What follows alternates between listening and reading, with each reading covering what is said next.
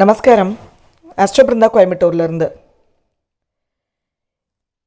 எந்தெந்த நட்சத்திரக்காரங்க எந்த மாதிரியான கல்வி தொட்டால் அவங்க தொட்ட கல்வி தவறில்லை, அவங்க ஜாதக பிரகாரம் அவங்க சரியான கல்வியை தான் தொட்டிருக்காங்க அப்படின்னு நம்ம உறுதிப்படுத்திக்கலாம். சிலர்லாம் பார்த்திங்கன்னா கச்சக்கல்வி அவங்களுக்கு பயன்படாமல் போயிருக்கும் மேக்ஸிமம். அப்படி இல்லைன்னா அங்கேங்கன்னு சுற்றிட்டு டைவெர்ட் ஆகிட்டு வேறு ஏதாவது படிச்சுட்ருப்பாங்க. கர்மாவோடு சேர்ந்து தொழில் செய்கிறது தான் புத்திசாலித்தனம். ஒரு 100 வருடங்களுக்கு முன்னால் பார்த்திங்கன்னா தொழில் இத்தனை விஸ்தாரப்பாகலை. இவ்வளோ தொழில்கள் ஆக்குபேஷன்ஸ்லாம் கிடையாது. ரொம்ப குறைவான ஆக்குபேஷன்ஸ் தான் இருக்கும். இப்போ எப்படின்னா இப்படியெல்லாம் கூட பிஸ்னஸ் பண்ண முடியுமா அப்படிங்கிற மாதிரியே தொழில் வளர்ச்சி அடைஞ்சிட்ருக்கு. அவ்வளோ ஆக்குபேஷன் லிஸ்ட்டு பார்த்திங்கன்னா அப்படியே பெருகிட்டே போகுது. சனி அப்படிங்கிற ஒரு கரத்தோத்தை எடுத்தால் பல 100 தொழில்கள் உள்ளே வந்துடும். வர்ணங்களை தொழிலை பேஸ் பண்ணி தான் பிரிச்சுருக்காங்க அந்த காலத்தில். இப்போது கலைகளில் நிபுணத்துவம் பெற்ற ஒருத்தரை கொண்டு போய் நட்டு போல்ட்டு கழட்ட வச்சு எப்படி இருக்கும், இல்லை வகுப்பெடுக்க சொன்னால் எப்படி இருக்கும், அல்ல கலைகளில் நிபுணத்துவம் பெற்ற ஒருத்தரை போய் போலீஸில் நிற்க வச்சு எப்படி இருக்கும், ஏரோநாட்டிக்கல் இன்ஜினியரிங் படிக்க வச்சு ஃப்ளைட் ஓட்ட சொன்னால் எப்படி இருக்கும், யூனிஃபார்ம் சர்வீஸ் போடுற ஒரு பர்சனை கொண்டு போயிட்டு நம்ம இந்த பக்கம் இதில் படிக்க வச்சோம்னா எப்படி இருக்குங்க, கம்ப்யூட்டர் சிஎல்லாம் படிக்க வச்சு எப்படி இருக்கும், கம்ப்யூட்டர் படிக்க வச்சு எப்படி இருக்கும். இந்த எனர்ஜி மீட் ஆகாது இல்லைங்களா?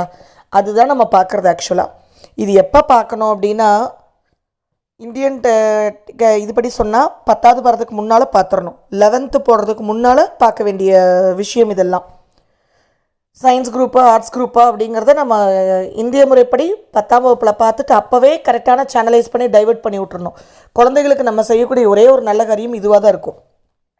அவங்களுக்கு சரியான பாதையை காட்டி கொடுக்குறது. அந்த பாதையில் அவங்க பிடிச்சிக்கிட்டு அது எந்த அளவுக்கு சக்ஸஸ் ஆகிறாங்க, எந்த அளவுக்கு எஃபர்ட் போடுறாங்கங்கிறது பின்னே அவங்க ஜாதக பொறுத்து இருக்குது.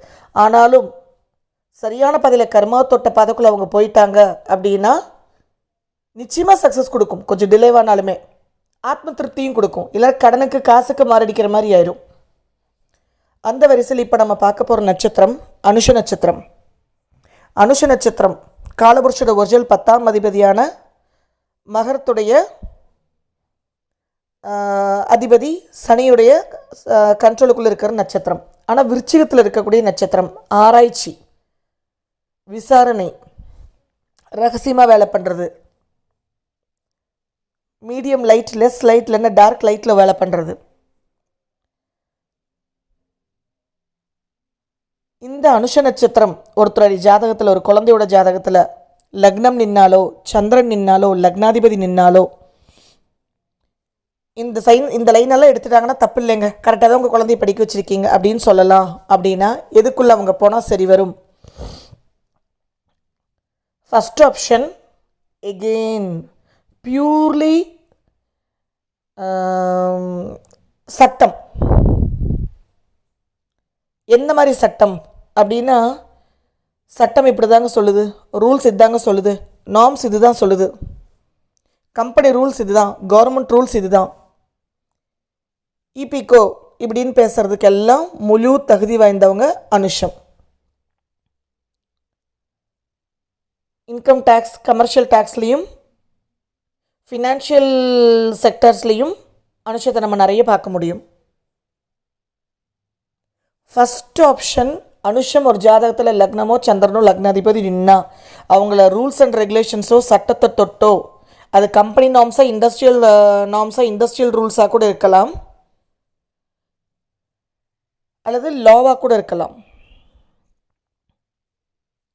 அந்த மாதிரி ஒரு லீடிங் போஸ்ட் பிரச்சனை இல்லாதது அவங்களுக்கு. அந்த லீடிங் போஸ்ட்டு நிறைய பேர் ஹையர் போஸ்ட்டில் மேனேஜர் கேட்டகரி, சூப்பர்வைஸ் கேட்டகரி,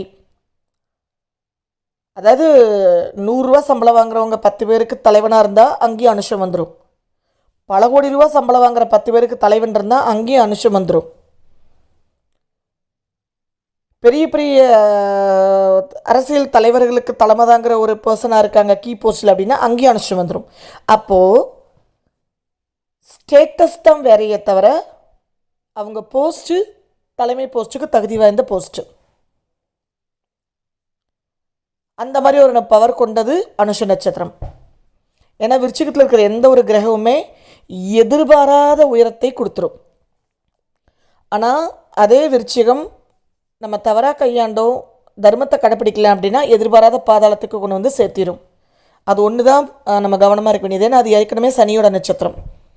அப்போது அனுஷம் உங்கள் ஒரு குழந்தை ஜாதகத்தில் இருக்குது அப்படின்னா நீங்கள் 11th எதில் போடலாம். இது வெளிநாட்டில் இருக்கீங்கன்னா நீங்கள் வேறு மாதிரி எடுத்துக்கோங்க. உங்களோட ஸ்டேஜ் நீங்கள் பிரிச்சுக்கோங்க. அதுக்கேற்ற மாதிரி அவங்க எதெல்லாம் தொட்டால் பிரச்சனை இல்லை, தப்பு இல்லை, நீங்கள் கரெக்டாக தான் படிக்க வச்சுருக்கீங்க. அதுக்கப்புறம் அவங்க சாமர்த்தியம், அதுக்கப்புறம் மிச்சம் ஜோசியர் பார்த்துக்குவார்.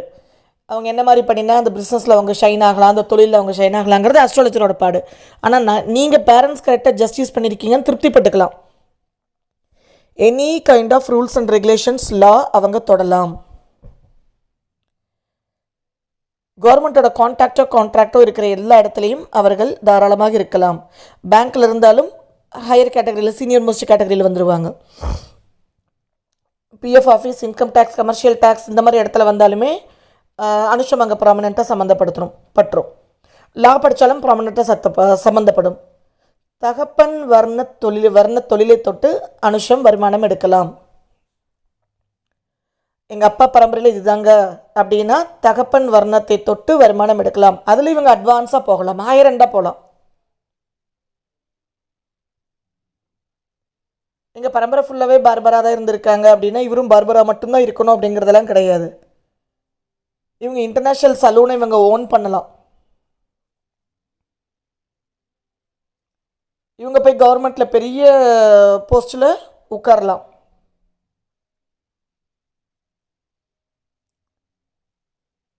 என்ன இவங்க பண்ணக்கூடாது அப்படின்னா அதே மாதிரி பாரம்பரிய மருத்துவத்தை தொடலாம். Any kind of healing therapies, especially Panchakarma, ஆயுர்வேதம்,